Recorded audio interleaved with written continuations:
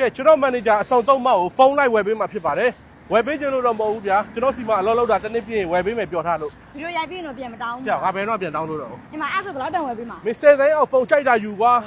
iPhone 7 Pro Max မရဘူးလား iPhone 7 Pro Max ရော့ ဟာဘာလို့မှမသိ ဟဲ့ဟိုရတယ်ဟုတ် ဘူးဘိုးမင်္ဂလာပါအိမ်မွေးမချူဆိုပါတယ် ကိုကဘယ်ဈေးရဝင်းကျင်ကနေပြပေးရမလဲရှင် ဟိုတသိန်းအောက်တည်းပြပြီလေ ကိုတသိန်းအောက်ကတော့မရှိဘူးညီမတို့ရှိမှာဟုတ် 10သိန်းဝန်းကျင်ပြပြီ ဟုတ်10သိန်းဝင်းကျင်ရတယ်ကိုကြီး10သိန်းဝင်းကျင်ဆိုရင်ညီမတို့ရှိမှာRedmi ရလည်းရှိမယ် Oppo တို့ Infinix တို့Tecno တို့ပေါ့နော်အစားသားတော့ရှိရဲ့ဒီကောင်လေးဆိုရင်တော့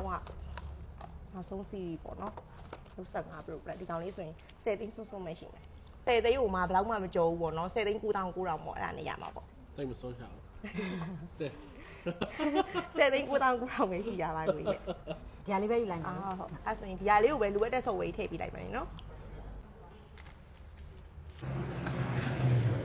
ရော့ကင်မရာပိတ်လိုက်တော့ရော့ပိတ်လိုက်ပြီပိတ်ဖုန်းပေး ရှင်သားကပဲအားကြောင့်မပြောတာ ဟဲ့ငါဟာငါတော့လဲဖို့မရှိသေးရကွာလဲရတယ်